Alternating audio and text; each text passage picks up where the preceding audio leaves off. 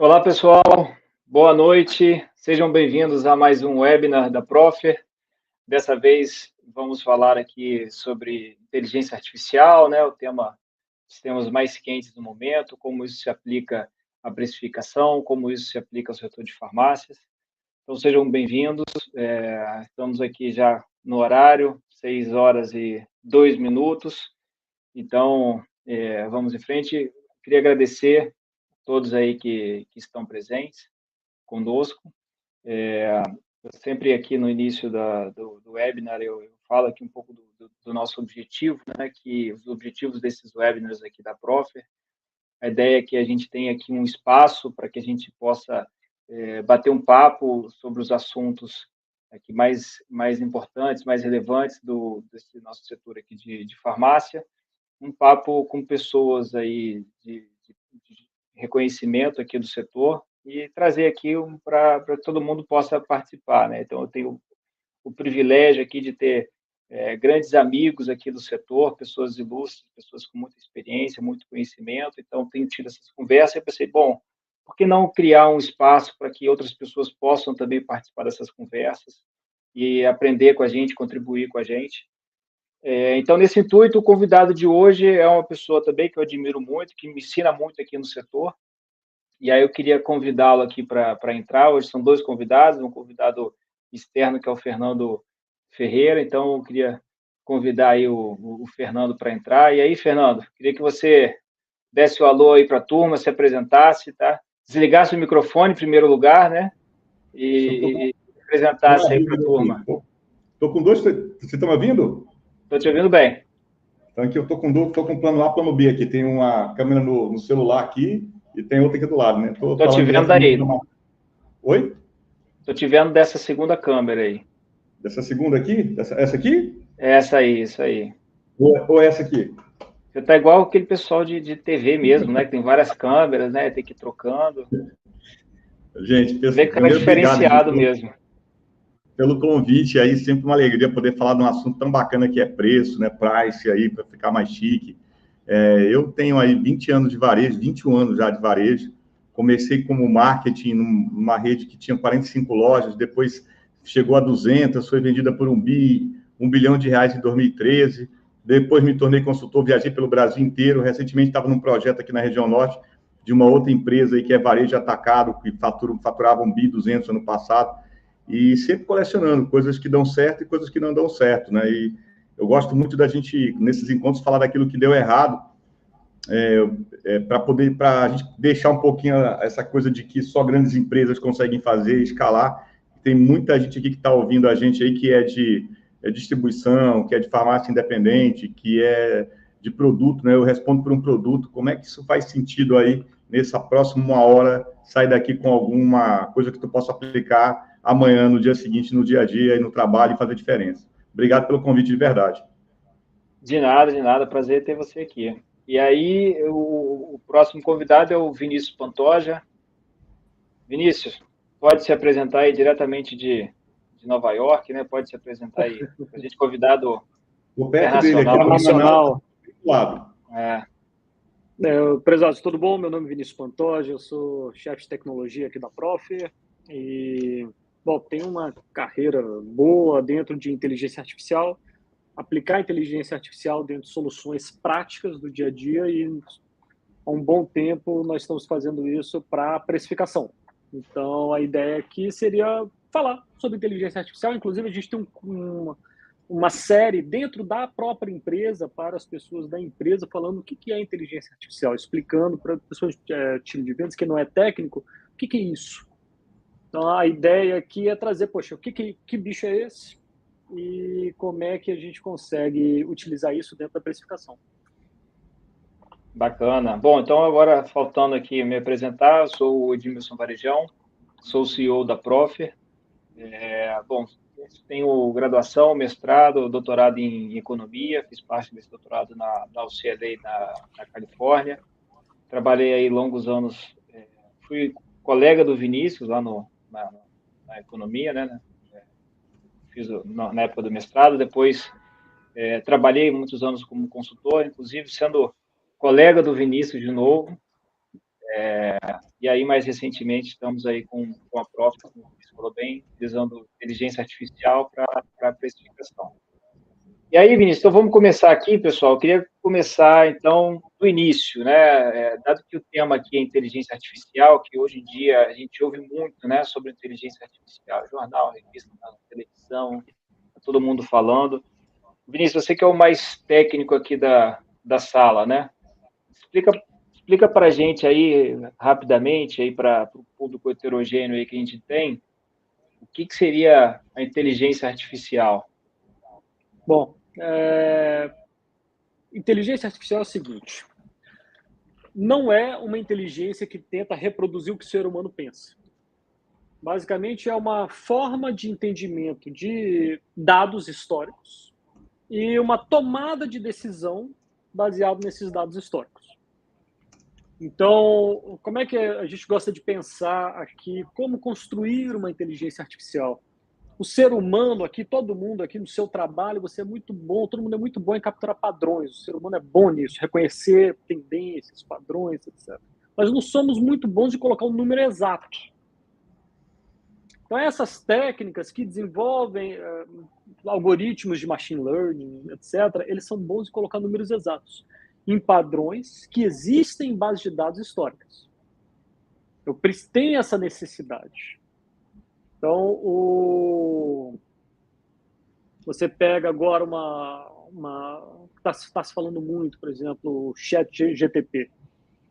Essa é uma tecnologia que olha para dados que existem e, baseado nesses dados, ele consegue criar novas coisas. Mas essas coisas são efetivamente novas? São, não deixam de ser. Mas elas são fortemente baseadas no que já foi visto. Então, tem essa nuance.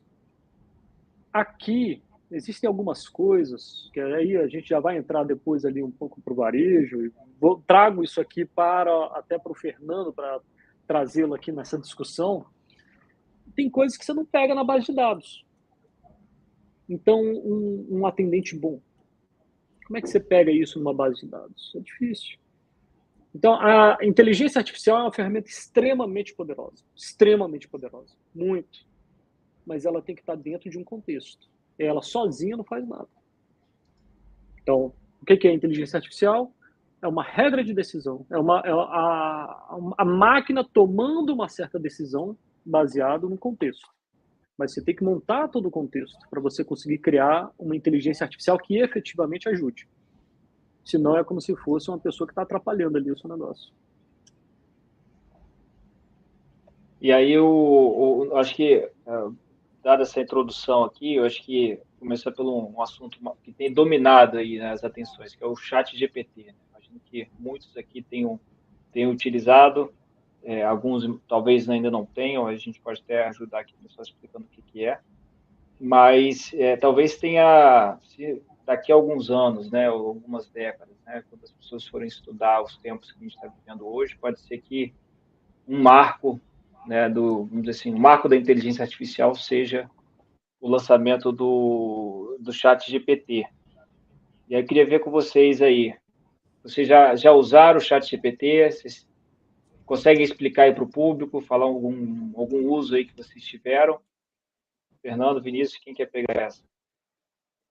Bom, aqui, obviamente, como eu trabalho com tecnologia, já usamos, né? Não só já usamos, como estamos usando.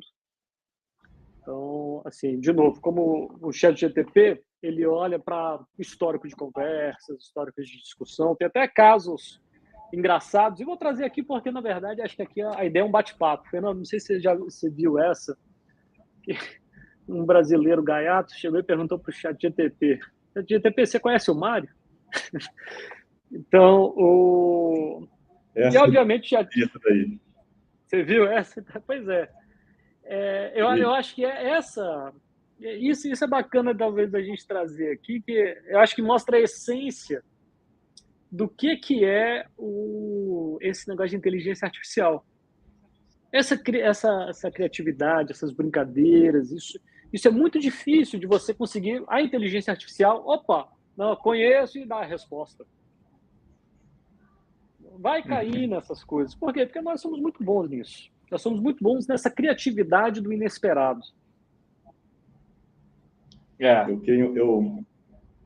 Eu tenho uma, assim, essa questão de chatbot. Primeiro, né, Vinícius, a gente tem que deixar claro que existe, assim, sem dúvida que o ChatGPT chegou aí e foi a primeira tecnologia a alcançar 100 milhões de pessoas, acho que no intervalo de, se não me engano, 6 meses, né? É muito fácil, assim, a interface de conversar com a ChatGPT, é uma conversa, o próprio nome já fala, é um chat que já vem aí, década de 90, de ICQ, MSN, só que do nada aparece alguma coisa lá respondendo com propriedade. Se a gente voltar em perspectiva, você se fala de chatbot já há algum tempo. Se alguém tiver aí, não sei, mais curioso, aí colocar Fernando Ferreira chatbot, tem um artigo que eu escrevi lá no Guia da Farmácia em 2018. Eu falava sobre a possibilidade desse tipo de aplicativo ser uma espécie de... Aplicativo não, mas ele ser uma espécie de nova interface de busca e de pesquisa. Então, tecnicamente, não é uma grande novidade. A novidade está na capacidade de acessar essa informação com muita velocidade, né? Então, aí vem alguns questionamentos. Não é só acessar a pergunta, não é acessar a base, mas é o que você pergunta e como vem de lá a resposta, como você interpreta, né? O ponto aqui é, de repente, do nada, existe uma nave disponível para todo mundo, que é só apertar um botão e ela te leva em qualquer lugar. E aí, para que lugar ela te leva, depende da tua criatividade, da tua capacidade de abstrair. Todos os negócios vão ser impactados, absolutamente todos os negócios. E à medida que a gente vai conversar aqui nesse nosso bate-papo, a gente vai trazer isso para dentro da realidade do ChatGPT. Vou dar alguns exemplos assim. Fiz uma brincadeira, eu não sei se vocês estão... Eu coloquei aqui um número, não sei se vocês podem anotar aí, eu passei para o Edmilson, eu criei um ChatGPT, eu peguei a minha API e eu linkei ele no WhatsApp. Fiz uma homenagem aí para meu filho Bernardo, ontem a gente comemorou aí, celebrou aí um dia importante para quem luta pela causa do autismo, né? Meu filho Bernardo, 10 anos, tem autismo, e a gente criou um robozinho aqui que é uma homenagem para ele. A foto dele eu chamo de BI Nardo Bot, um trocadilho bem ruim, mas é uma forma de fazer uma lembrança para o Bernardo estar no meu próximo de mim no dia a dia. E esse bot, ele é o ChatGPT no teu WhatsApp. Então, imagina que você está me vendo agora aí, e uma coisa prática para você fazer amanhã. Daqui a pouquinho o Edmilson divide aí o número. Se qualquer coisa você fala o número aí, coloca na legenda. Eu coloquei já no YouTube. Está lá no YouTube, ok. YouTube. Salva esse número aí, e aí que a nossa proposta aqui é algo prático. Imagina que eu estou lá e quero saber o que é a precificação. Escreve lá, pergunta para o Bernardo e te devolve. O que é um algoritmo que pode criar uma discriminação de preço? Ele vai te devolver. Como é que funciona uma neosaldina? Ele vai te devolver. É um Google conversando contigo no WhatsApp e que vai aprender na medida que conversa contigo. Eu acho que é importante, Vinícius e Edmilson, a gente não gourmetizar muito isso, né? Porque existe muita gente no mercado que coloca lá um carimbo de IA e quando tu abre para olhar o que é isso, é um monte de regrazinha de se isso acontecer, faça aquilo, faça aquilo. Eu mesmo, quando eu comecei a fazer chatbot, era algo totalmente tão bizarro, assim, de simples. E cria-se uma falsa ideia de uma inteligência por trás. Eu acredito que mais importante de como que isso funciona por trás é como isso traz impacto para o dia a dia. E isso traz impacto desde a maneira como o paciente consegue interagir a partir de agora com o farmacêutico, e todos nós que trabalhamos ali dando apoio para o ponto de venda, para a loja, muda radicalmente a forma como a gente consegue interpretar algumas coisas que antes só podiam ser feitas por alguma pessoa que tinha uma sólida formação em estatística, alguém que conhecia muito sobre programação. Isso vai ficar mais acessível. Então, daqui a pouco, uma pessoa que é apenas uma pessoa muito curiosa consegue, com a sua curiosidade, fazer coisas que só alguém que tinha anos de informação para fazer. É evidente que vai ter muita tentativa e erro, vai ter muita água para passar debaixo dessa ponte. Mas o convite aqui de um evento como esse, que a gente fala sobre preço e sobre inteligência artificial, é dizer que as peças desse Lego já estão aí sobre a mesa. E que a curiosidade de cada um que está nesse vídeo é que vai montar o projeto mais interessante. O que antes podia ser proibitivo, que era a minha formação, eu sou da parte de humanas, isso não vou conseguir conectar, esquece, agora você consegue. Eu não tenho recurso para investir numa ferramenta de IA, esquece, você consegue. A limitação agora é muito mais a a curiosidade, eu não digo nem que a imaginação. E aí, vocês dois, aproveitando aí seu gancho do Lego aí, né? Quem que vocês estão vendo que estão usando essas peças do Lego para montar alguma coisa prática aí que vocês já estão vendo aí? O que vocês têm de exemplo em geral e também especificamente para o setor farma? Eu tenho um aqui. Eu acho que a gente esquece, mas a nossa vida já é comandada por algoritmo e há muito tempo, né? Se você pede Uber, ele está calculando o preço ali da tua jornada em relação ao tempo que o motorista vai chegar até você, ao trânsito, se tu quer um carro maior ou menor, então já está acontecendo, né?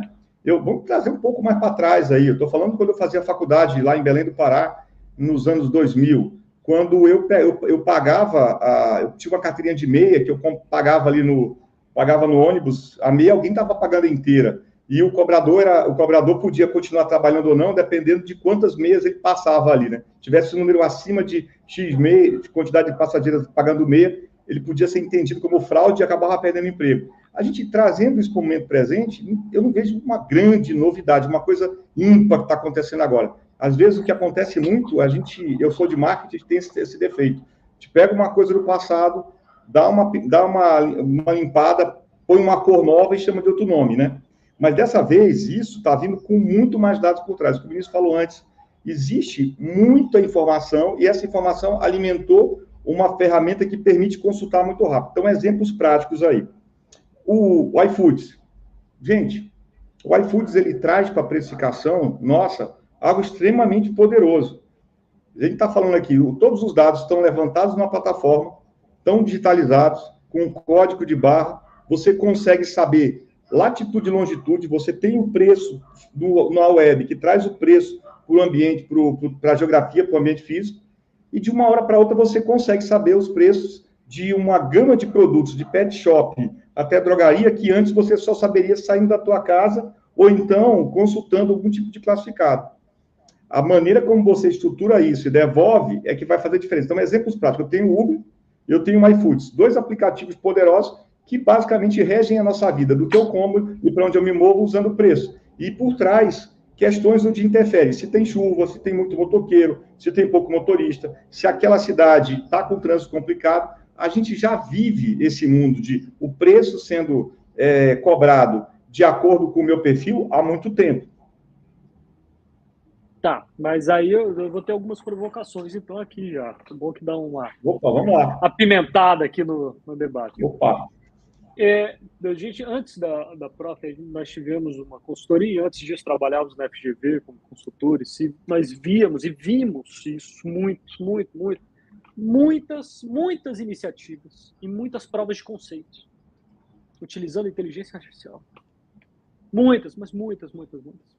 Existem alguns pontos que são mais fáceis hoje em dia. Qual que é a diferença lá do início dos anos 2000, que tinham mecanismos que automatizavam coisas, por exemplo, passar a meia. Poder computacional e dados. Os algoritmos são algoritmos bem antigos, algoritmos da década de 70, 80. Hoje existem novos algoritmos, mas esse da década de 70 e 80, utilizado agora, eles já conseguem uma grande acurácia. O problema é qual é a pergunta que está sendo respondida. Se for uma pergunta complexa, aí fica complicado. Então, por exemplo, Netflix, sistema de recomendação. Você tem lá, entra no Netflix, está lá 98% de chance de você gostar desse filme. O algoritmo é muito bom. Você entra no qualquer, sei lá, na Amazon.com.br, vai lá, você comprou esse produto, recomendação de outros produtos. Isso é muito bom. Agora, coisas um pouquinho mais avançadas, complica, e muito. Por quê? Não é o exemplo do iFood. O preço está lá. Agora, aquele é o preço do iFood, que está no iFood.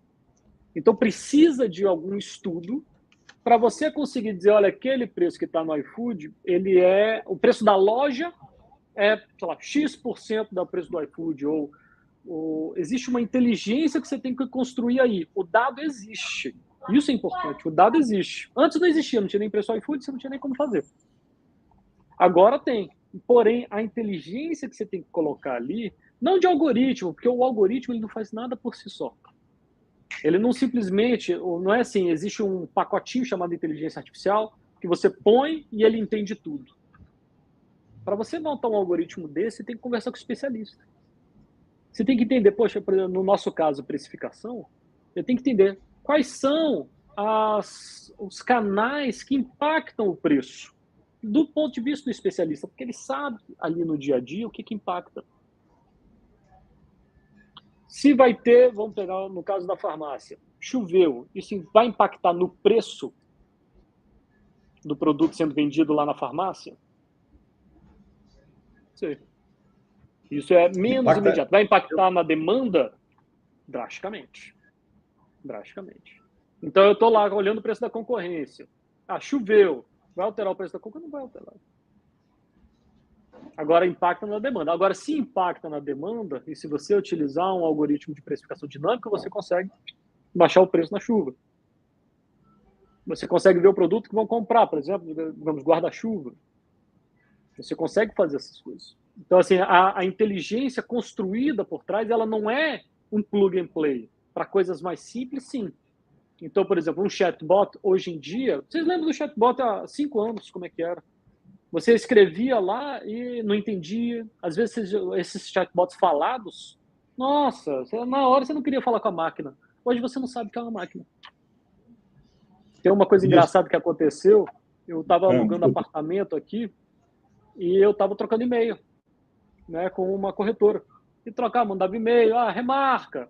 Não vou poder tal dia. Aí, você pode tal dia, eu posso tal dia, tudo bem, não sei o quê. Aí no dia não deu. E eu liguei lá na corretora e falei, eu queria falar com a Miriam. A Miriam é um chatbot. Hoje em dia tá assim, a Miriam é um chatbot. Entendeu? Fala comigo, não sei o quê, qual é o seu caso. Ele pegou lá o meu caso. Eu monto essas coisas. E eu tive essa conversa com a Miriam. Então o chatbot hoje em dia é outra coisa. Mas por quê? Porque teve a evolução. E o chatbot hoje já virou, de certa forma, commodity. Agora, outras coisas têm uma necessidade de uma inteligência brutal por trás. Para você montar o algoritmo. Uma vez que o algoritmo está montado, aí tudo bem. Então, foi bacana você falar isso. O pessoal que está aí não está vendo que o Fernando está mandando um monte de link para a gente. Tem um chat privado aqui. Eu, o Fernando e Vinícius aqui. Posso colar lá Divide lá depois aí, por favor. Colando um monte de link aqui. Mas diga aí, então, Fernando. Estou colando aqui no chat do YouTube, tá bom? Os likes. Então, legal. Então, o que acontece? Assim, bacana essa provocação. Quando você... Primeiro, vamos falar um pouquinho do varejo de farma, que a gente está mais envolvido nele, né? Tentar trazer um pouquinho da minha experiência e fazer esse gancho que você falou sobre fazer com que o preço do iFood é o preço da loja. Então, vamos lá. Primeiro, a gente está falando do varejo de farma, a gente está falando de trabalhar ali com cerca de...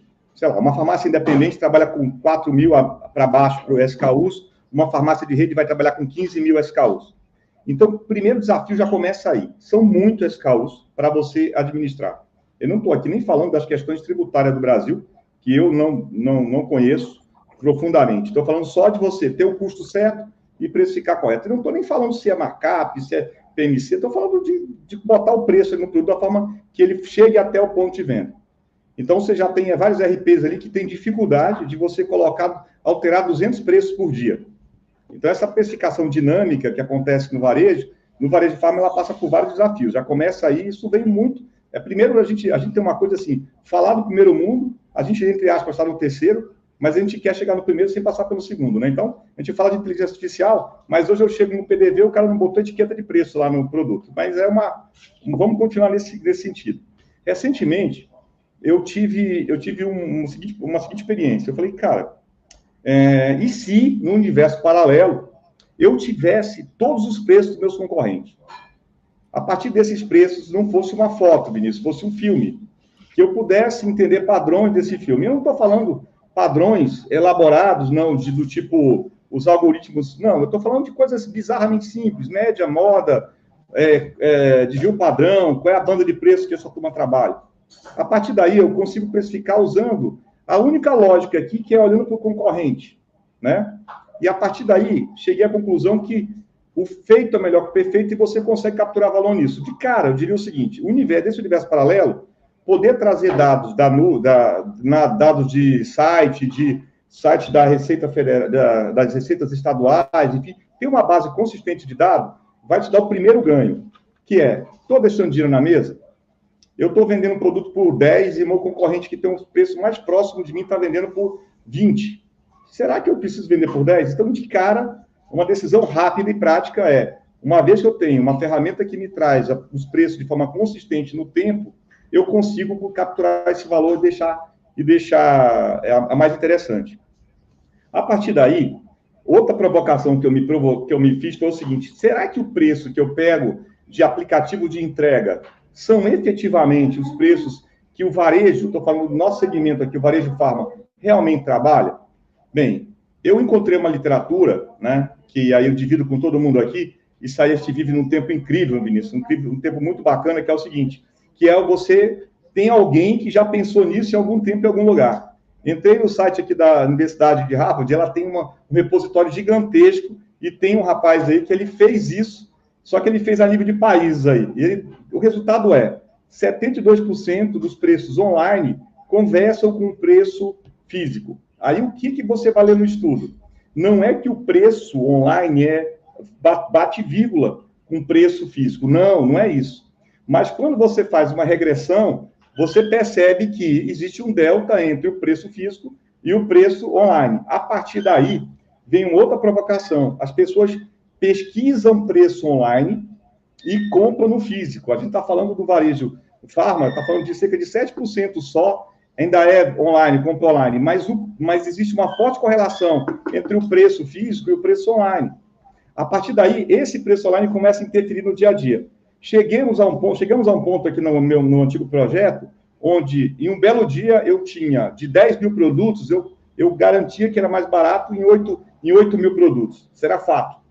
E isso pode parecer o sonho de consumo de qualquer pessoa que trabalha com price. Se eu conseguir ser mais barato, mas eu consegui capturar valor. E aí eu vi o desafio do dia seguinte, que é como é que você mantém isso no tempo, como é que você escala isso, e o pior, Vinícius, é como é que você faz isso sem ser injusto, sem falar sobre discriminação de preço, sem fazer com que o cliente que compra no shopping não fique pé da vida porque está pagando um valor maior porque tem uma loja. Começou a surgir questões éticas aí.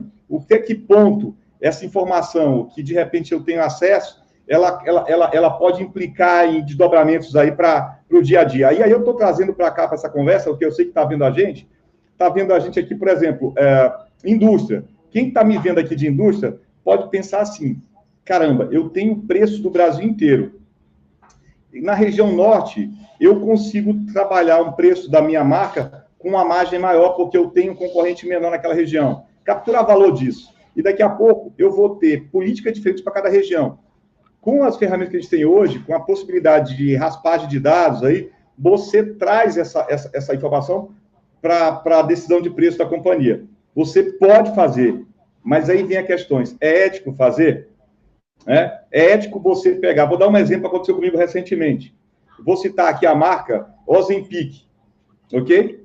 E Ozempic é um produto vendendo aí de forma em bilhões de reais no mundo inteiro, não só no Brasil. De uma hora para outra, o laboratório decidiu que a venda desse produto vai ser feita apenas por 2 distribuidores nacionais. E não vai acontecer mais a venda via distribuidores locais e somente as grandes redes vão comprar. Ok, isso aí, do ponto de vista de algoritmo de compra, faz todo sentido para o distribuidor,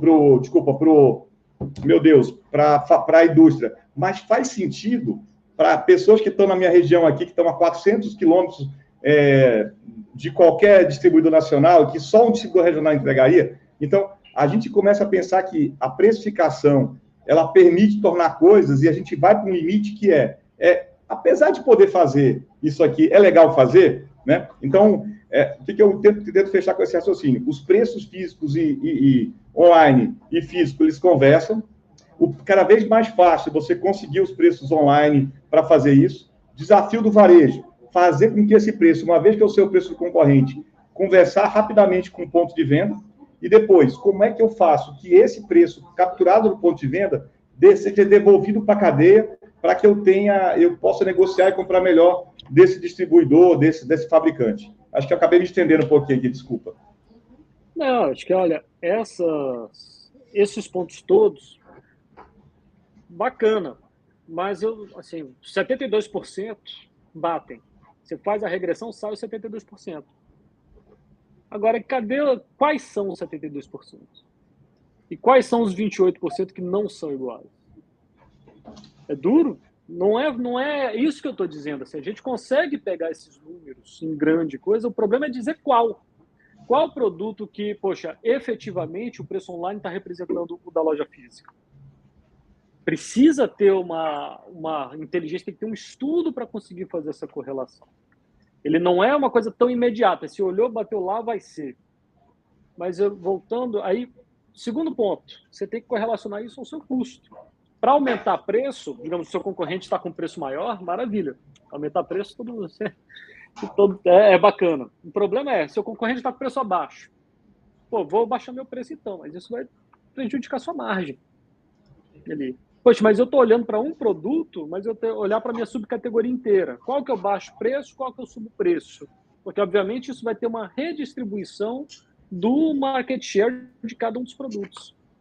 Então, assim, esse é o ponto da inteligência artificial, que apesar de nós termos os dados, termos acesso a esses dados, eu não acredito que vai chegar um momento onde tenha uma espécie de ChatGPT que você consiga perguntar para ele, só perguntar para ele, sem entregar a sua informação e ele vendo dados que são públicos, por exemplo, do iFood, ele lhe devolve dizendo, tanto, porque ele não sabe qual é o seu custo, ele não sabe sua margem, ele não sabe qual a sua estratégia de margem, não sabe se aquela loja que você está trabalhando ele vai ser de faturamento, é uma loja que você está querendo ganhar mercado, que você está querendo trabalhar margem. Então, por isso que a ferramenta ela tem que estar apoiada dentro de uma série de decisões estratégicas. Não é? E a criação desses algoritmos ele é um bicho mais complexo. Essa parametrização do qual é o meu objetivo com aquela ferramenta. Você não pode... O ChatGPT, você consegue criar coisas muito bacanas. Mas você tocou nesse ponto no início. Qual é a pergunta que você quer fazer? Você quer usar o ChatGPT para quê? Então, isso torna quem conseguir ter acesso a ferramentas que utilizam inteligência artificial, mas conseguir entender a capacidade, as limitações e quais são os inputs que ela tem que colocar dentro da sua estratégia, ser humano botando a estratégia, campeão. Eu acho que aí é a coisa boa. E aí tem um outro caminho aqui que a inteligência artificial consegue gerar muito valor aqui nesse setor que a gente está falando, até pegando o gancho aqui do ChatGPT. Então, obviamente, o ChatGPT tem uma baita inteligência, tem uma base de dados tremenda ali atrás que a inteligência foi treinada. Mas tem um outro ponto bem interessante do ChatGPT, que é a interface. É como que você interage com ele. Então, é muito simples. Você escreve ali, né, no prompt ali, você escreve, enfim, uma pergunta, ele rapidamente já te responde. Então, é muito fácil de interagir.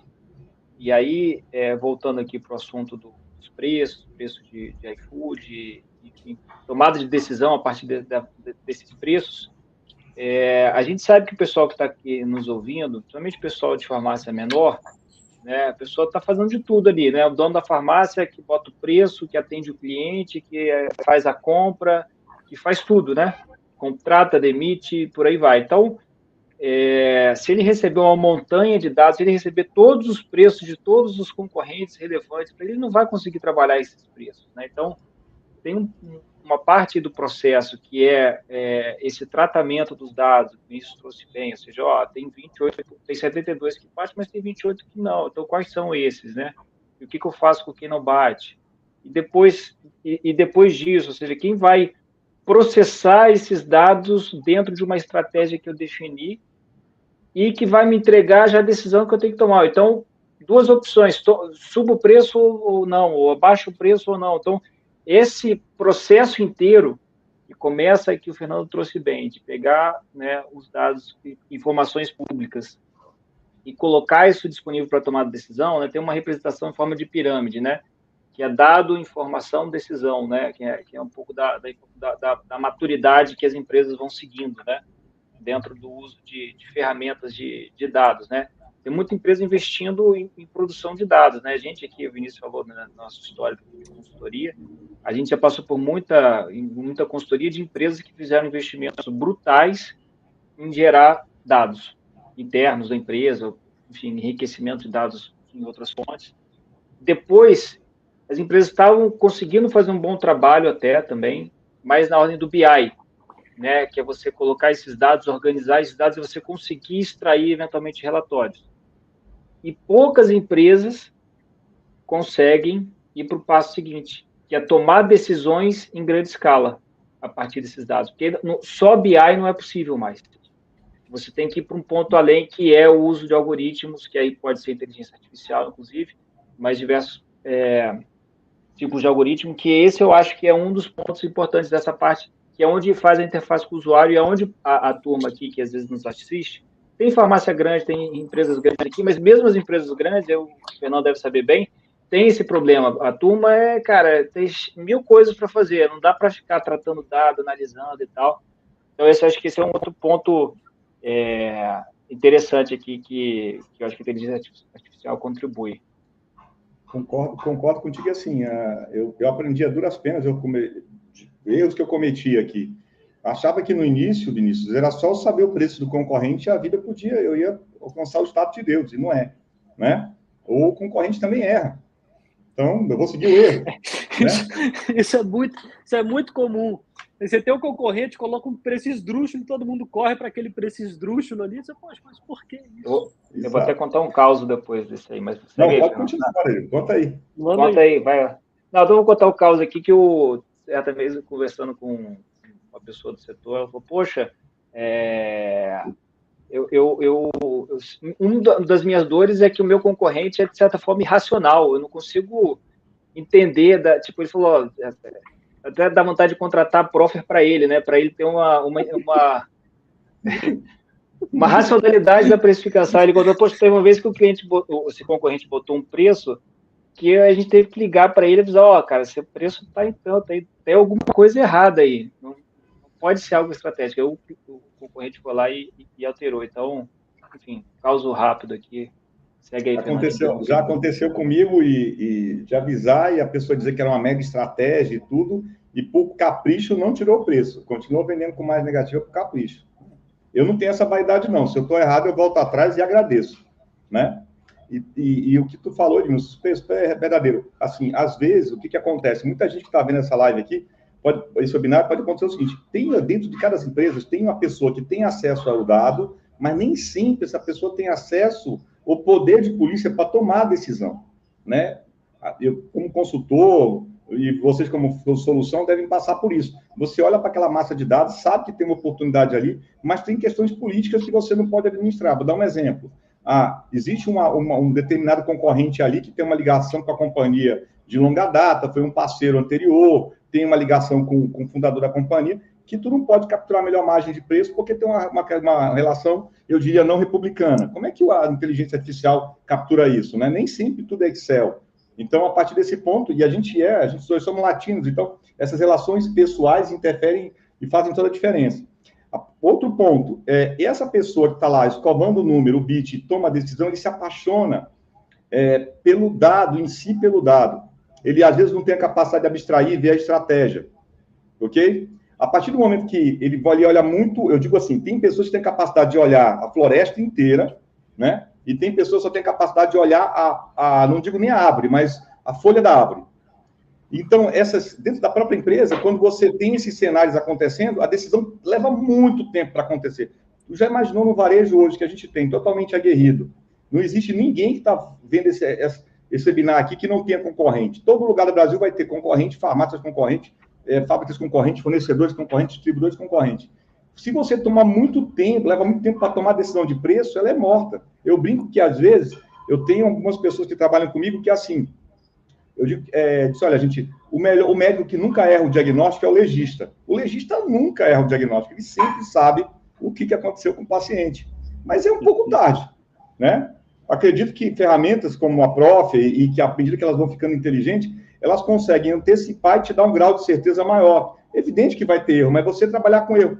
De novo, muitas pessoas aqui com o qual eu tive a oportunidade de trabalhar no varejo têm uma dificuldade de abstrair e pensar de forma estatística. olha, essa decisão que eu estou tomando aqui, ela tem 80% de chance de dar certo. Se der errado, os 20% de chance não vai me expor à ruína, vai me dar uma margem menor. A partir daí eu tomo decisão.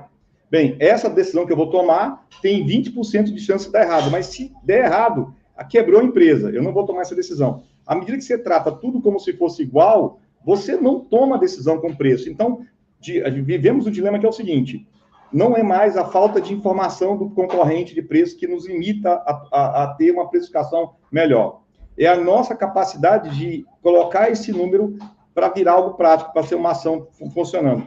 Como consultor, e vocês também, como ferramenta, como solução, devem muitas vezes olhar e dizer, se eu pudesse apertar um botão aqui, eu pagava o projeto em 1 ano. Mas tem uma pessoa que está em cima desse botão ali, que tem limitações até de tu argumentar de forma matemática para essa pessoa. Tu falar o que é uma média móvel, tu falar que é tu explicar o que é um desvio padrão, é complicado. Acho que a gente, de novo, vai passar por um ponto que todo mundo quer uma caixa preta, que eu aperte um botão e ele cuspa dizendo, olha, faça isso, explique dessa forma. E se tudo der errado, eu ponho culpa na caixa preta.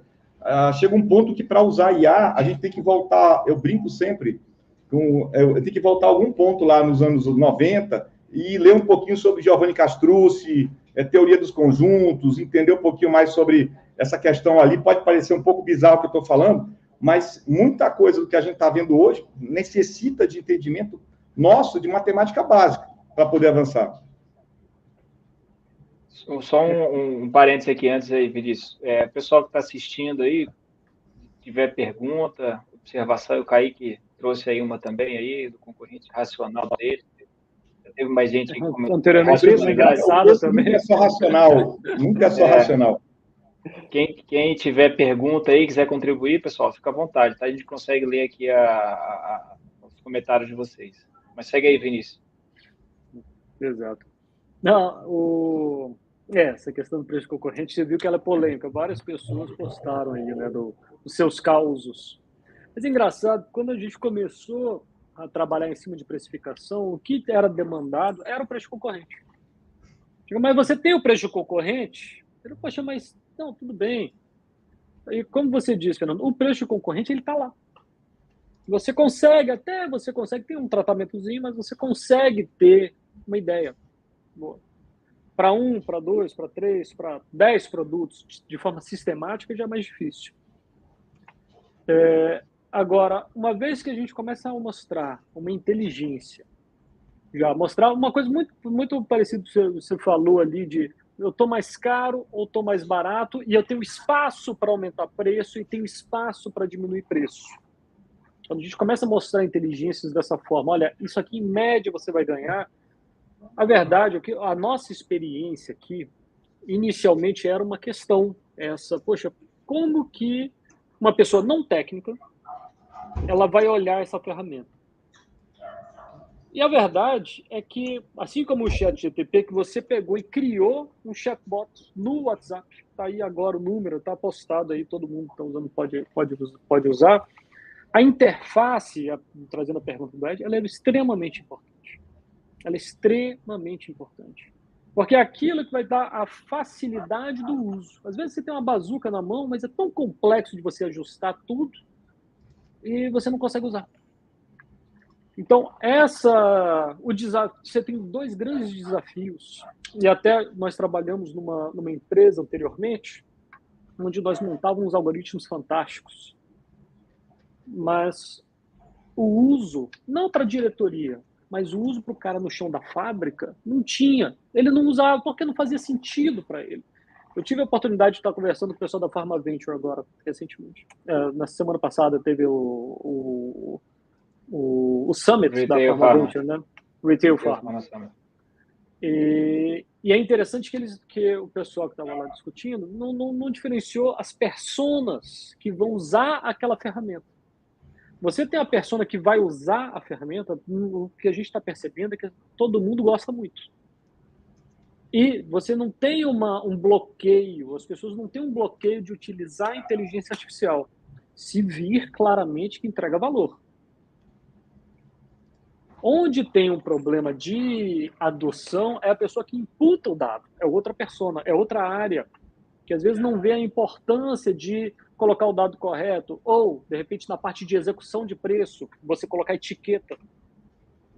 Ela não vê, eu tinha que botar tal hora a etiqueta na terça-feira, mas de repente eu só etiquetei metade, não etiquetei outra metade, mas, poxa, isso prejudica, você não pode ter uma ação de precificação, sendo que a etiqueta não está lá. Tem que estar lá. Então, todo esse pipeline, por isso que eu sempre digo, é muito importante isso. Toda a ferramenta de inteligência artificial, seja o ChatGPT, ele tem que estar dentro de um contexto. Você tem uma estratégia da empresa. Essa estratégia, ela vai ter uma bazuca. Você tem uma guerra a ganhar. A inteligência artificial não é a guerra. A inteligência artificial é uma bazuca para você ganhar uma vantagem ali na guerra. Então, essa experiência do usuário, ela tem que ser muito imediata. E aí você consegue trazer uma pessoa que não seja técnica para o mundo dela, onde ela vai ver, poxa, eu estou aqui, eu tenho um dashboard onde a inteligência artificial está dizendo para eu colocar R$10, porque o meu concorrente está com preço de R$11, eu estou cobrando hoje 8. Eu vou conseguir aumentar minha margem e vou conseguir ganhar do meu concorrente. Não vou botar a R$10,59. Por quê? Se não fico muito próximo do meu concorrente, minha elasticidade não é tanto, então eu consigo botar aqui a R$10. Tem um racional ali por trás, e o cara consegue olhar aquilo e falar, faz sentido. Faz todo sentido.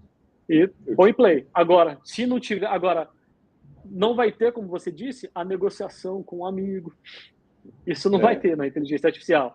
Aí, opa, esse aqui está esse preço, por quê? Porque eu tenho uma coisa não republicana, né? Como você disse. Não republicana. Isso não vai estar lá.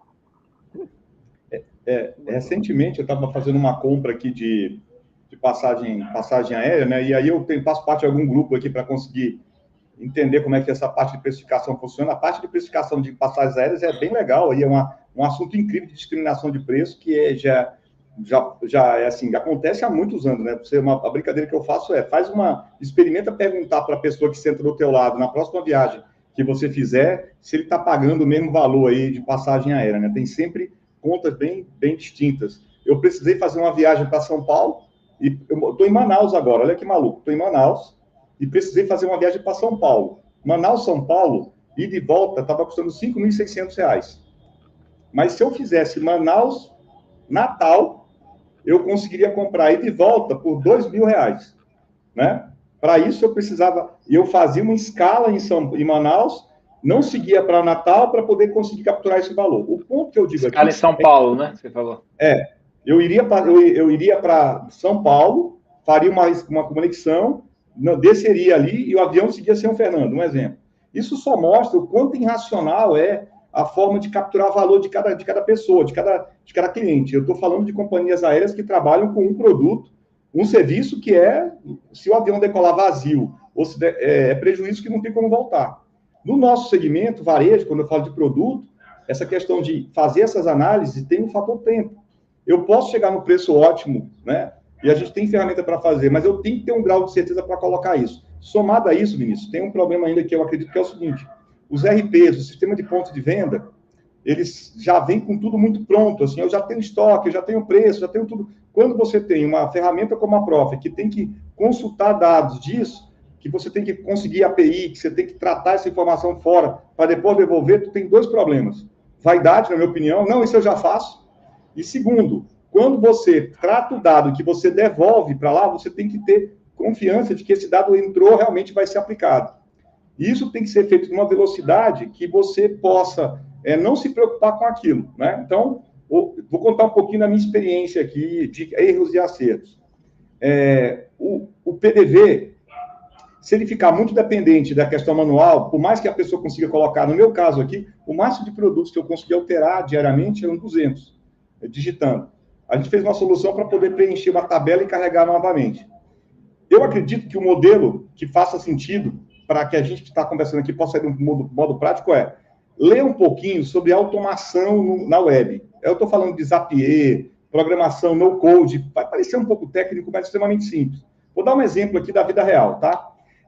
Hoje, quando alguém me manda um WhatsApp, ok? Num grupo, esse WhatsApp vira um e-mail e vira uma tarefa dentro de uma ferramenta que eu tenho de gestão de tarefa, que tem vários. Tem Trello, tem Minitask, tem ClickUp, enfim. Eu não sei programar, mas eu sei que tem ferramenta do mercado, chama-se No Code, a mais conhecida é o Zapier, que automatiza a minha vida. para que eu não tenha sempre que pegar aquele WhatsApp, printar e mandar para alguém. Dentro da minha experiência, o que a gente fez? Bem, como é que eu faço para fazer essas microautomações que façam que uma tarefa simples possa ser feita sem a presença humana? Então, como é que eu precifico fralda sempre que tiver uma variação o gatilho para precificar a fralda vamos imaginar de novo o iFoods, não acho que seja o melhor exemplo, mas só para a gente tratar aqui, para ter uma linha de raciocínio. Sempre que o meu concorrente sai de uma banda de preço de fralda, automaticamente eu vou ter um aumento, vou gerar as etiquetas e o meu CRM vai disparar isso para o grupo de mães avisando que teve essa mudança. Se eu tiver que fazer isso internamente, com o meu RP eu não consigo fazer. Se eu tiver que fazer isso, pedir isso para qualquer solução de mercado para fazer como a Prof, vai ter que desenvolver muito. Então, acho que o desafio aqui é entender que tem que ter esse ajuste, e esse ajuste vai acontecer com ferramenta de automação no-code. Então, uma dica para quem está vendo aqui procure entender sobre automação no-code, Zapier é mas tem vários para fazer, que possam capturar esse pedaço. A Prof faz um trabalho incrível de disponibilizar o preço ideal, mas ela fazendo isso e conversando com o RP, tu ainda tem pedaço da operação que tu tem que trazer para dentro. E esse pedaço de trazer para dentro, ele parte da curiosidade, mas também parte da maneira como a empresa vê isso. Eu já trabalhei em projetos onde o preço era definido único e exclusivamente pelo dono. Ok? Era só o dono que chegava lá e mudava. Então, chegou um ponto que a empresa inteira parava em cima de uma coisa que era impossível para o dono fazer.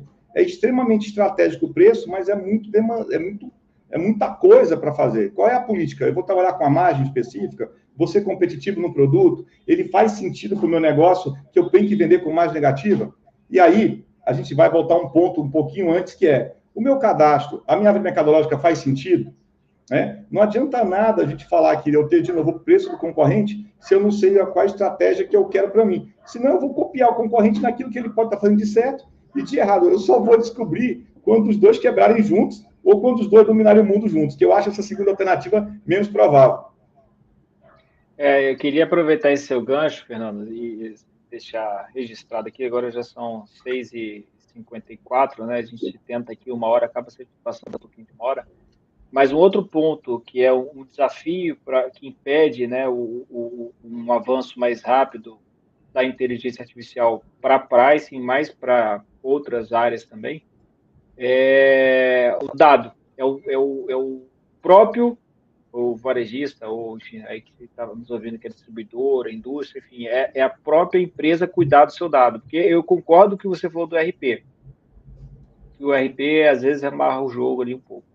Mas também tem uma lição de casa que o empresário tem que fazer, que é cuidar da sua base de dados. Não tem inteligência artificial, quer dizer, assim, pelo menos do que a gente conhece, né, que consegue fazer milagre.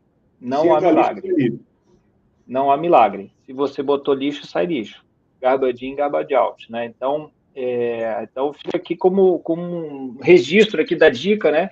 Se vocês tiverem alguma coisa para aprender hoje, é isso. Cuida bem. Se você quer aplicar inteligência artificial, ciência de dados em geral, qualquer uma dessas ferramentas, vocês têm que cuidar da base de dados de vocês. E ninguém vai conseguir fazer isso por vocês, né? Vocês têm que fazer, têm que ter esse cuidado. Porque às vezes as pessoas acham o seguinte, para que eu vou preencher esse dado direito aqui? Ninguém vai usar, ninguém está usando isso, mas ninguém está usando isso hoje. Pode ser que amanhã você vai tentar colocar uma solução de inteligência artificial ou de alguma outra ferramenta que vai precisar consumir aquele dado e para te devolver uma informação estratégica. E se aquele dado está zoado, não tem milagre aí a ser feito. Eu queria deixar registrado aí. Você ia falar alguma coisa?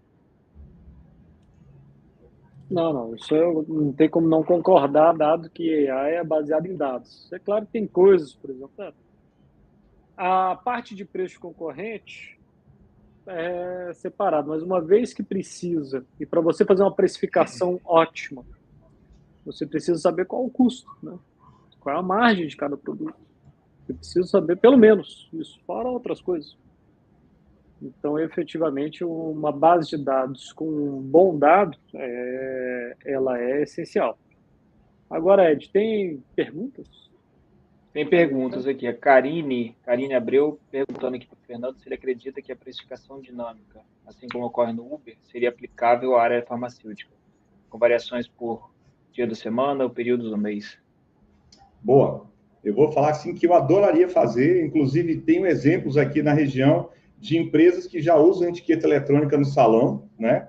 São redes varejistas locais que já estão aquela etiquetinha por RFID lá, que você tem o preço mudando de forma dinâmica, não é mais aquela etiqueta de papel, mas a gente está bem longe disso, tá? Eu, Fernando Ferreira, acredito a precificação dinâmica não só no tempo, mas na geografia e também para o grupo de clientes, com todos os cuidados aí para não criar mais hater do que lover sobre isso.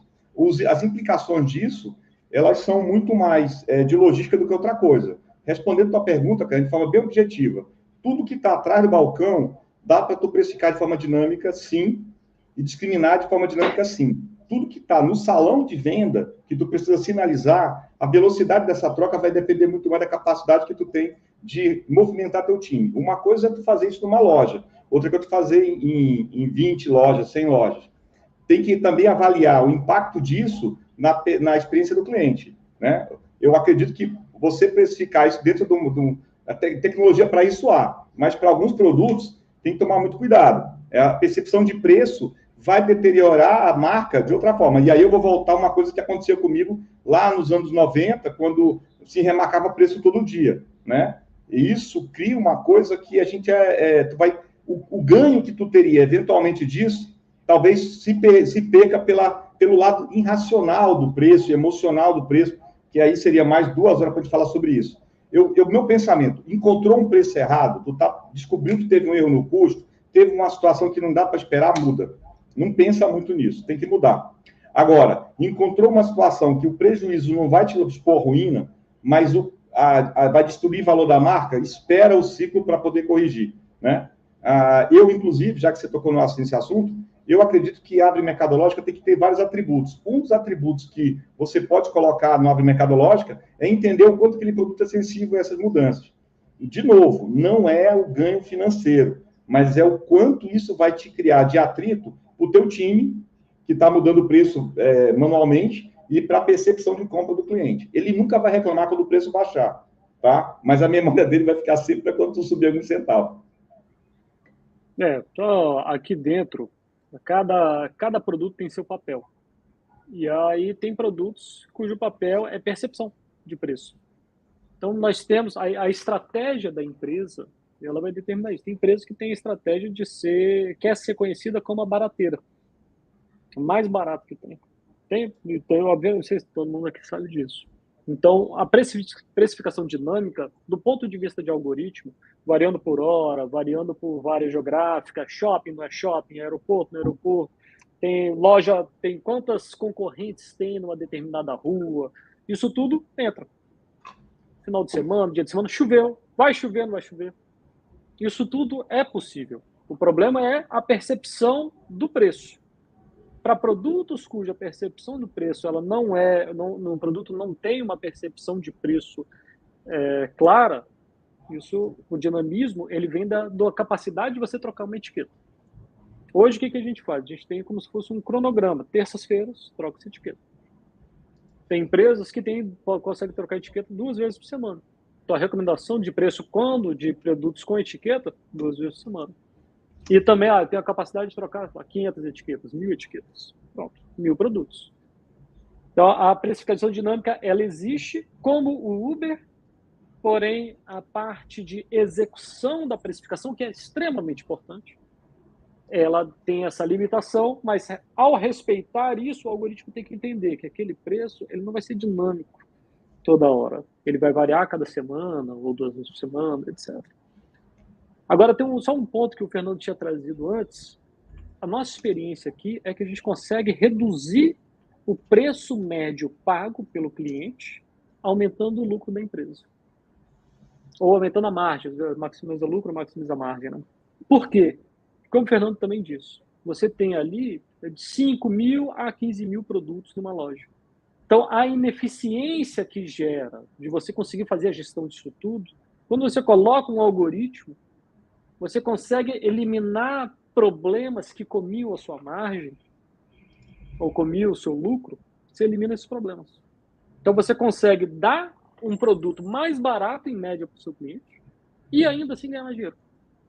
É muito interessante esse resultado. A gente ficou bem surpreso. Então, eticamente falando, foi o ponto que o Fernando trouxe, eticamente é bom você usar uma ferramenta dessa, porque ela vai se adequar exatamente àquele momento.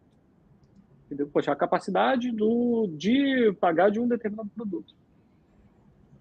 Porque as pessoas têm sempre em mente que a percepção que elas têm, né? Que preço dinâmico é sinônimo de preço mais alto. Acho que isso foi causado talvez pelo Uber, né? Que as pessoas ficam chateadas quando o multiplicador lá está alto, né? Aí ela lembra que tem um preço dinâmico, então ela vai guardando na memória que o preço dinâmico é igual ao preço mais alto, né? Mas ninguém pensa que no momento de baixa, né? No momento que o preço é mais baixo, pode ser que seja mais baixo do que se tivesse um preço único, né? Então, eventualmente, você vai pagar um preço mais baixo e, eventualmente, um preço mais alto. Eu tenho um aplicativo chamado Hopper, Hopper.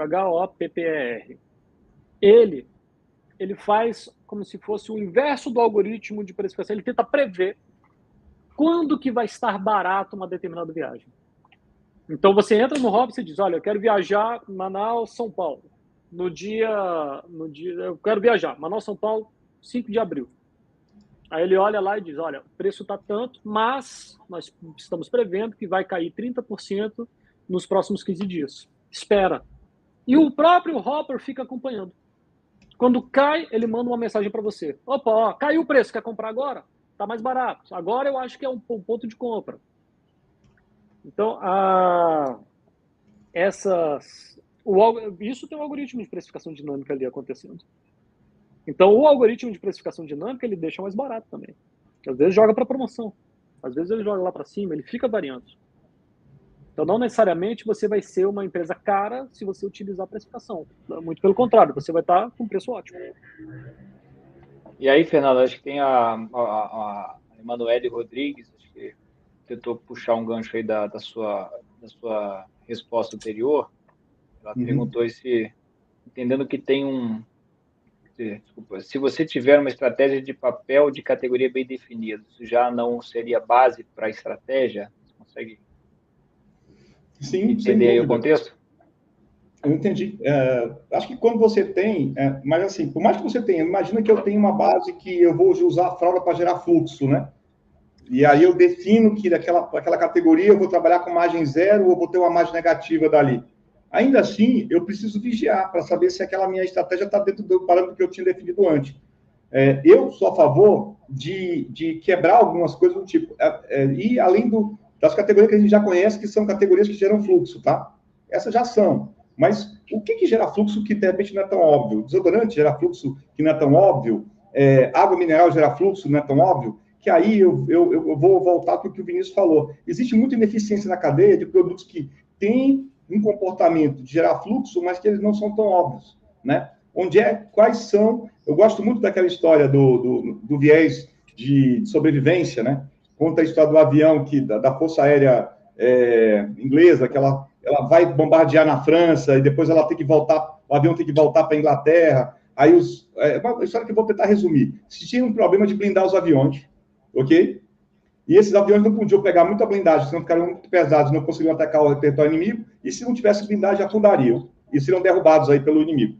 Os militares começaram a fazer uma série de análise para poder blindar o avião. E quando eles queriam blindar o avião, onde os tiros pegavam. E um estatístico chamado Ablanvad falou que não. Tem que blindar onde o tiro não está pegando, porque esses aviões foram que caíram e não vieram para a gente poder saber onde blindar. Então, resumo, eu tentaria buscar outras áreas que geram esse fluxo e para poder fazer isso, né? E a questão da percepção, ela muda tanto para cliente, né? Que eu me atrevo a dizer que eu vou dar um exemplo de fralda. A fralda faz sentido para gerar fluxo em um momento da minha vida, depois ela não faz mais, né? Essa percepção vem muito do cliente. Vou dar um exemplo aqui. Tem uma empresa que ela vende hospedagem, não vou lembrar do nome agora, mas depois eu coloco no chat. Ela sabe se eu estou pesquisando o preço no MEC, se eu estou pesquisando o preço no Dell, e a partir daí ela tenta pegar minha geografia para dizer se eu cobro mais caro ou mais barato em razão disso. É o mesmo produto. É o mesmo produto. Imagina que nessa estratégia, Emanuel, que você está falando é o seguinte, você sabendo de onde vem a pesquisa desse cliente, aí está falando de preço por canais, eu posso capturar valor dele ou vender mais barato. E aí concordo 120% aqui com o Vinícius e com o Edmilson. A precificação também é para poder fazer com que consumidores que não têm acesso a determinado produto ou serviço possam ter, né? Precificar, capturando valor nisso aí faz todo sentido. Agora, eu estou vendo aqui uma pergunta do Vladimir aqui, que ele falou, mais difícil é persuadir os decisores de que devem entender IA. Vai realmente ajudá-lo. Olha, eu vou te dizer uma coisa, Vladimir, eu gosto demais dessa pergunta, e eu fui consultor durante muito tempo. E, às vezes, como consultor, tu tem aquele efeito, sabe, aquele filme muito bacana da década de 80, que é Ghost. Tem uma cena que o Patrick Swayze, ele tenta pegar uma moeda, tocar nela, e não consegue. Né? Deixa eu pegar aqui perto da câmera, fica melhor. Ele não consegue tocar a moeda, aí vem um fantasma lá que ensina como é que ele consegue se materializar e tocar a moeda. Como consultor, eu me sentia assim. Eu olhava para uma coisa e falei, meu Deus, isso aqui é só apertar um botão que vai dar tanto de imagem. Mas eu não tinha capacidade de persuadir, ok? Recentemente, ainda falando de iFoods, eu tive algumas discussões fortes com algumas empresas para dizer, cara, tem que estar no iFoods, tem que vender lá. Ah, mas eu vou fazer meu aplicativo. Isso ok, só que a decisão não é tua, o cliente já escolheu que ele quer estar no iFoods, ok? Então, aí vem um ponto. O esforço que eu tenho para convencer o decisor, o cliente já fez a escolha. Não é uma questão de vaidade mais, é uma questão de que o consumidor já está em determinada plataforma. O consumidor, gente, ele já faz discriminação de preço. Quem não viu aquela situação na loja, onde o cliente lá com o celular vai na loja, vê o produto, compra da Shopee? Ele já faz. Então, essa questão de achar que, de alguma forma, a gente tem esse protagonismo de determinar o preço, olha, não é bem assim. A gente tem limite para fazer isso, né? Temos que ter humildade para dizer que o preço, ele não tá mais na mão do varejista, a gente tem que combinar o jogo antes. Eu acho que o nosso papel aqui, com muita humildade nessa live, é dizer o seguinte, existem técnicas, existem ferramentas, e aí eu me atrevo a dizer uma coisa que eu falava sempre no antigo trabalho. 90% do meu tempo como executivo não era fazendo coisas, mas era evitando que coisas acontecessem, entendeu? O meu trabalho era muito mais colocar energia dentro do sistema e evitar a entropia do que garantir que fosse acontecer algo positivo. Devido à minha dor com você que colocou essa pergunta, que é o seguinte, o convencimento do dono, ele vai acontecer inexoravelmente, porque ele, como consumidor, ele vai ter que ser convencido. Não tem como, senão vai ficar aquela briga do táxi com o Uber. Em alguma medida, alguém vai tomar decisão pela pessoa que não quis tomar decisão. E pode ser concorrente. É isso aí. O Domingos Silva tá... São João, obrigado aí. São João, meu amigo. Conhece? Tá vendo a pergunta dele aí? O grande desafio é driblar a concorrência, fidelizar o cliente sem perder a margem de lucro no DRE final da loja.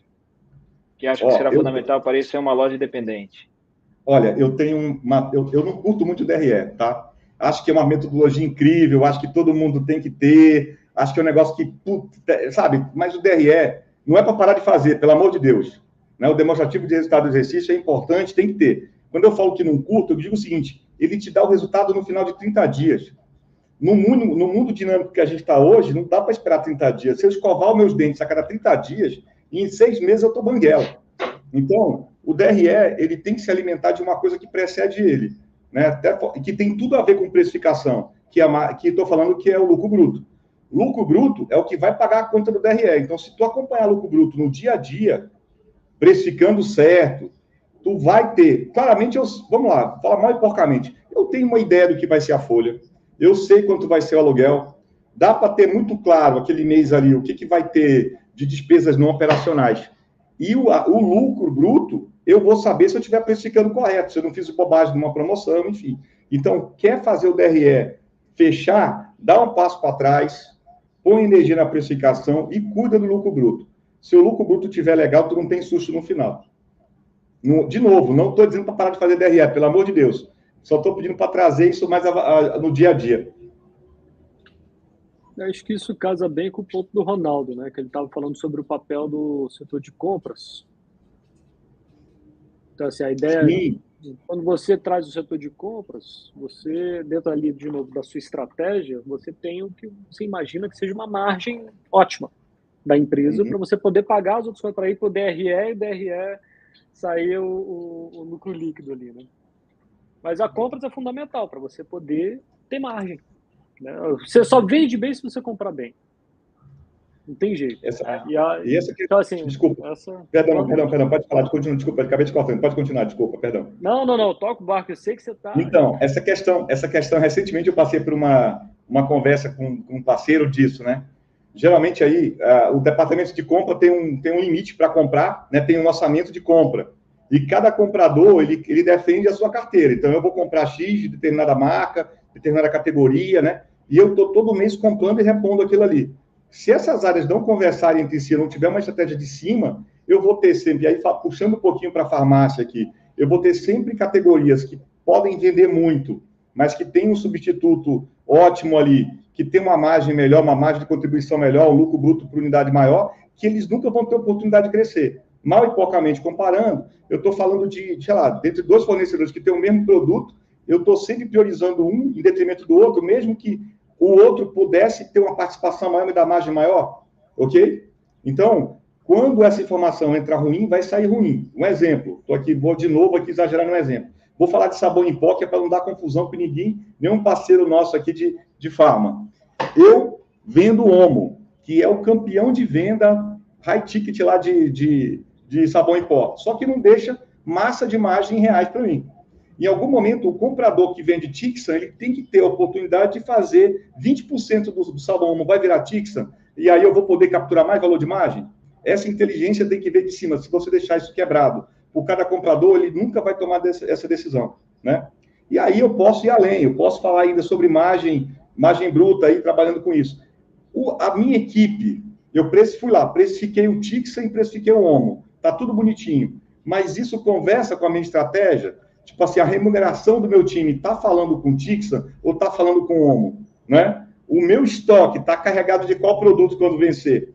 O preço, gente, inteligência artificial, ele precisa conversar com outros setores. Eu acho que a grande mudança que eu vejo aí é que a gente começa a pensar no negócio, entendendo que efeito borboleta, cada movimentação que eu fizer dentro vai ter um impacto em toda a cadeia, né? Quando eu tenho antigamente eu tinha um benefício da ignorância.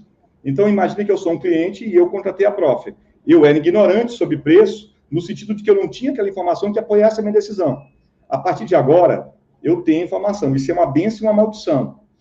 A bênção é que agora eu não tenho, eu posso tomar decisões melhores. E a maldição é que eu não tenho mais a desculpa de que eu não sabia, né? Poder olhar para trás, saber o que está acontecendo para tomar decisão para frente, apoiado em dados, não é algo que é da cultura, a nossa cultura de latino. A nossa cultura de latino é muito mais. Faz o que eu estou mandando, sempre foi assim, é desse jeito. Quem começou a mudar essa cultura são pessoas que estão dentro da cadeia, dentro da empresa. Ele é aquele cara que sabe tudo de Excel, sabe tudo de PROC-V, mas ele não tem capacidade de argumentar com um CEO mais antigo para poder convencer.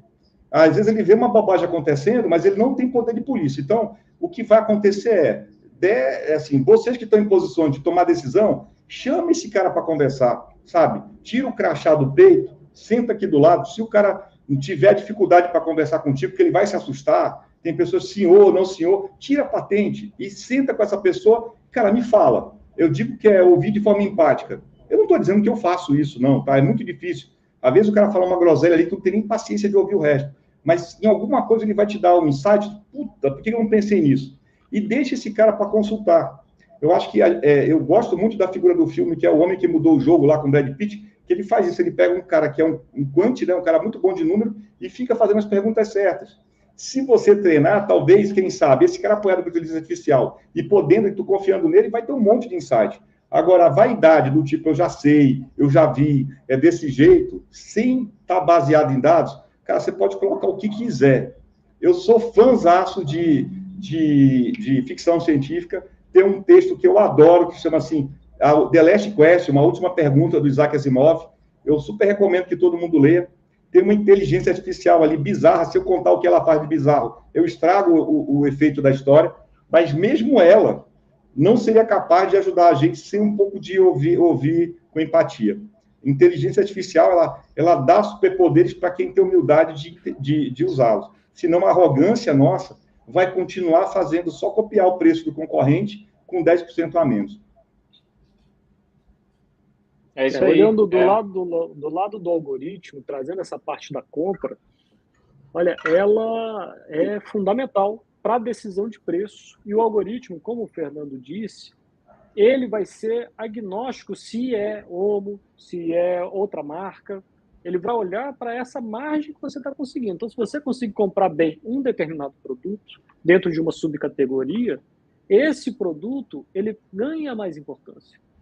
Porque você tem margem, você tem espaço para trabalhar bem esse produto. E, de repente, quando você compra um produto de uma subcategoria muito bem, uma outra subcategoria que não está indo tão bem, ele consegue cobrir essa margem dessa outra subcategoria, para poder atingir o objetivo da categoria, que vai atingir o objetivo do departamento, que atinge o objetivo da empresa.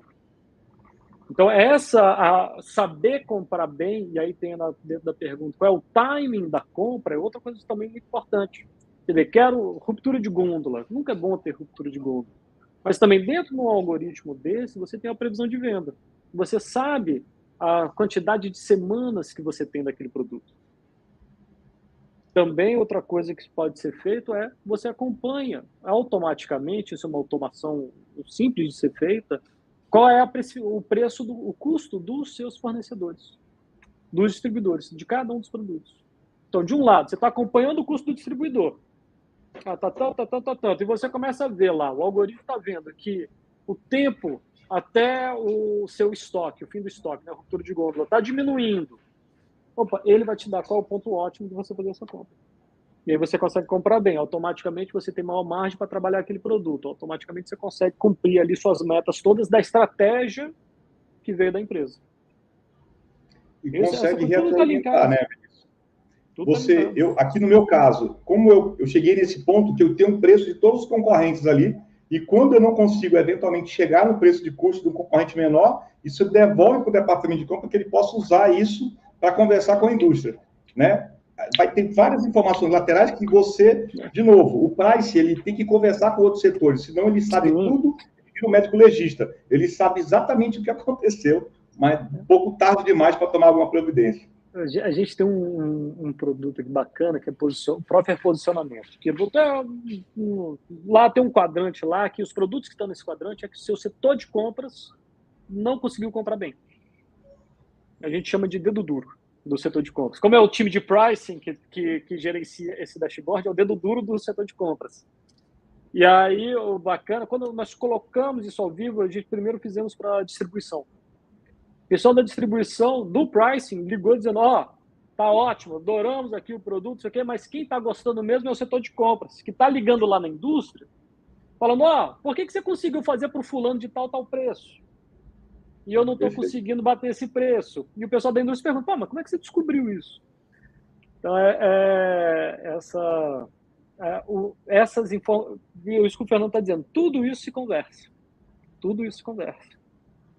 Eu penso que no futuro, vamos imaginar um futuro que não seja distópico, vamos colocar um pouco de imaginar que as coisas funcionem e dê certo, e a gente tenha um futuro mais positivo do que é hoje. A gente vai começar a ver que qualquer que seja a categoria de produto, quando a gente fala commodity, ele vai chegar num ponto de compra ótimo e vai chegar num ponto de venda ótimo. Eu acho que o consumidor ganha com isso, porque não vai ter mais aquela coisa de assimetria de informação.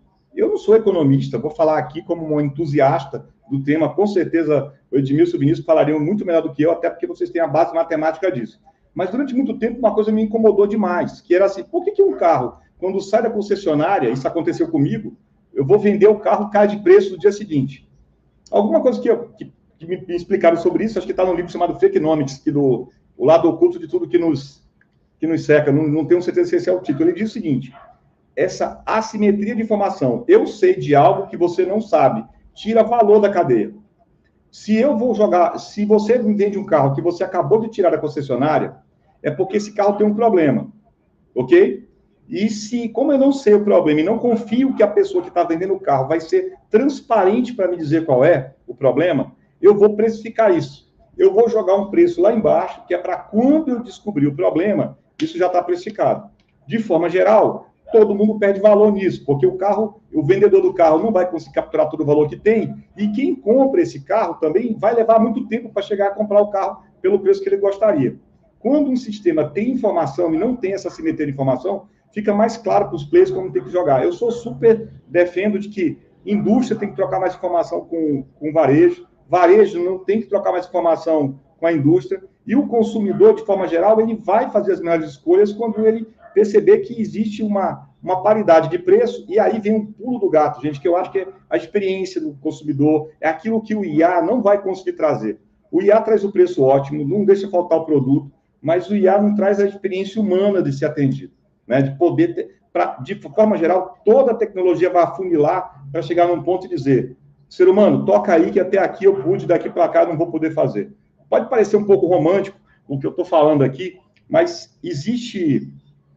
A gente tem que sempre trazer aqui, drogaria, galera, tem um lado do ali na ponta, tem uma questão que a gente não pode só tratar como negócio. Não estou sendo romântico, não estou sendo, isso aqui não, é um negócio, tem que dar lucro, é uma operação complexa, assim, mas o IA, ele conversa contigo até o ponto de que o humano tem que fazer essa ponta. É dar toda a ferramenta para que o balconista na ponta não perca a venda por uma precificação errada por falta de produto. Daí para frente é o olho no olho, é como é que você conversa. Ou seja, a IA, nesse caso, não vai tirar o emprego de quem está aí nos ouvindo, que trabalha com precificação, trabalha na área de compras e tal, não vai tirar seu emprego. Ele vai te tornar mais produtivo. Mas tem que saber usar. Ó, tu tem um relógio que mede teus passos, tu tem um glicosímetro que fala qual é a tua sei lá, quanto tem de glicose. Esses dados todos vão descer para quem? Para a farmácia, não é para o teu médico. O balconista ali vai ser o entidade de saúde que mais vai conversar contigo. Chegou lá, descarregou isso, ele pode saber que o Fernando tem 47 anos, que o Fernando é uma pessoa que tem dificuldade para acompanhar o tratamento. Ele vai me dar... O Fernando toma determinado medicamento que estão se conflitando. Esse cara que sabe ler IA vai para a galera. Agora, se eu não me interessar nisso... Gente, outra coisa, vamos gourmetizar não. IA, eu acho que vamos ver o que faz sentido para o teu negócio e como é que tu escala. Tem um monte de coisa gratuita aí, não precisa de grana para poder começar a ler isso. No futuro, vê o que faz sentido, né? E se tu quiser chamar de outra coisa, chama de outra coisa. Às vezes você não vou ver isso porque isso aí é modinha. Gente, modinha não é. Pode ser qualquer coisa, mas modinha não é. E olha, quando eu falo de IA, de novo, eu não fico vendo se IA é um bom para criar texto, se IA é bonitinho para fazer imagem. A pergunta que eu faço aqui é, o que eu não estou vendo? Será que tem alguém na Índia fazendo uma coisa incrível, épica, com IA, que eu não sei? Os usos disso, a gente não sabe. A gente está só arranhando a superfície. Os usos poderosos mesmo podem acontecer ainda, que a gente não tem ideia. Então, se eu não me familiarizo, se eu não ponho isso na minha pauta, eu vou esperar que alguém me fale, talvez seja um pouco tarde demais. Não gourmetiza, mas aprende. Muito bom. Pessoal, já estamos aqui com quase 1h30. Poxa, já? Né? Para você ver, a gente tentou aqui fazer em 1 hora, eu falei para você que não ia dar, né? Ia faltar tempo aqui, né? Mas é bom que fica com um gostinho de quero mais, né? Para voltar aqui mais vezes. E aí, pessoal, Vinícius aí, Fernando, tem alguma consideração final aí que vocês gostariam de fazer? Fernando, também aproveita aí, pessoal que quiser entrar em contato com você também, deixa aí um contato seu. Pô, legal. Vou colocar... Gente, segue nós aí no Farmácia 10X, né?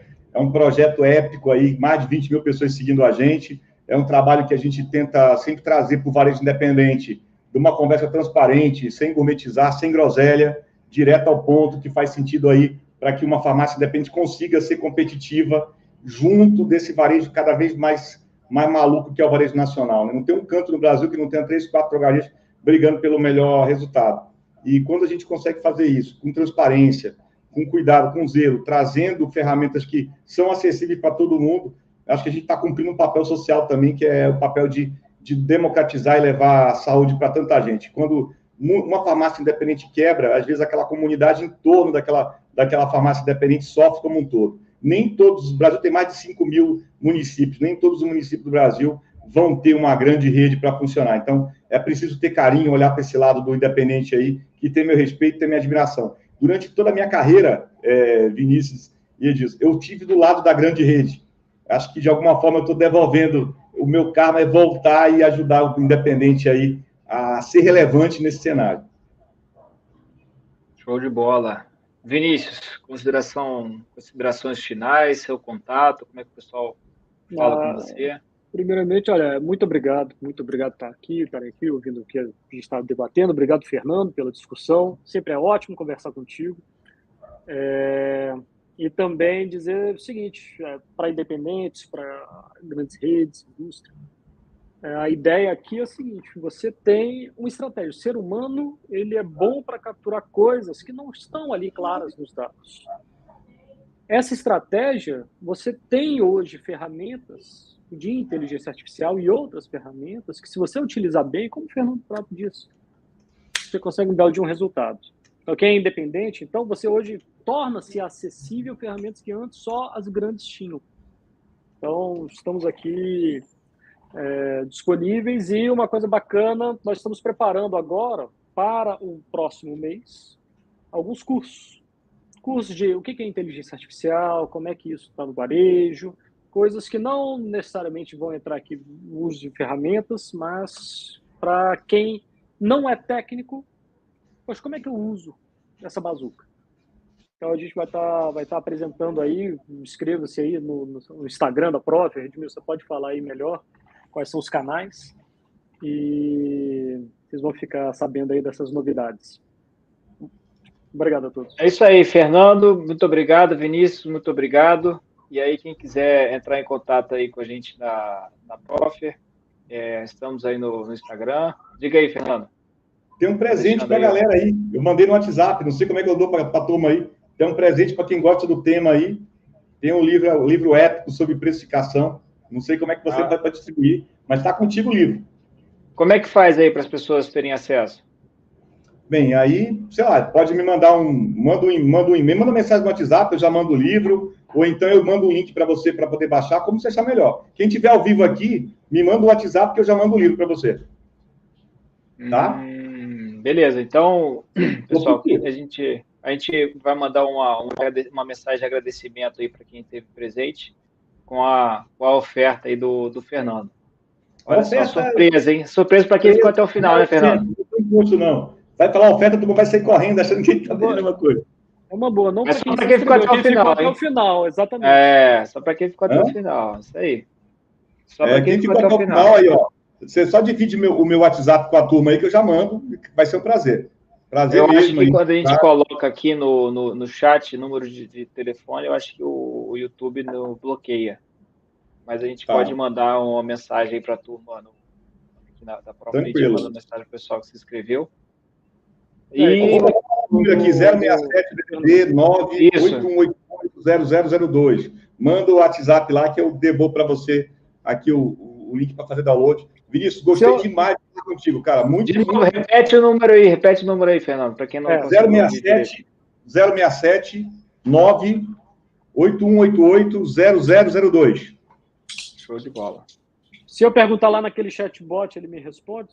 Agora. Não, o número não ainda, né? Estou aprendendo. Eu sou um curioso. Mas pergunta lá que tem umas coisas legais. Quem fizer o chatbot lá vai perceber que o Fernando manda uma mensagem de erro no começo, mas depois continua perguntando que ele vai estar legal. O problema é que eu não consegui tirar ainda. Eu sou um neófito aí nessa parte de programação. Mas depois vocês vão gostar.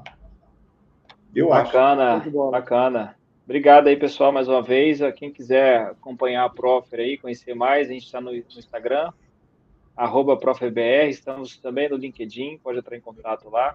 E podem também mandar e-mail edmilson@prof.com.br. Gente, só o que eu sou fã da Prof é que sempre que você perguntar matemática por trás, a turma responde. Eu não entendo muito, não. Quando eles respondem, eu fico ali, puta, não vou entender. Mas não é um negócio feito ali com média móvel, não. Tem uma matemática poderosa por trás. Não conheço ninguém no varejo que faça nada semelhante.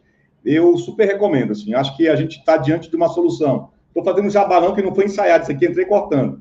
É uma solução que escala para o grande e para o pequeno. Tem uma matemática poderosa por trás.